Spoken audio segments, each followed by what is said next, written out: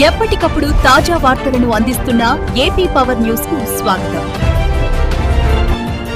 పులి కాలువకు గండి, వేలాది ఎకరాల పంట నీటపాలు. అనకాపల్లి మండలం రాయుడుపేట వద్ద ఘటన, లబోదిబోమంటున్న రైతులు. అనకాపల్లి మండలం రాయుడుపేట వద్ద పులి కాలువకు గండి పడటం రైతులను నిండా ముంచింది. ఈ గండి పడటంతో సమీపంలోని వేలాది ఎకరాలు పంట పొలాలు పూర్తిగా నీట మునిగిపోయాయి. చేతికి అంది వచ్చిన పంట కళ్ల ముందే నీటిపాలు కావడంతో రైతులు లబోదిబోమంటున్నారు.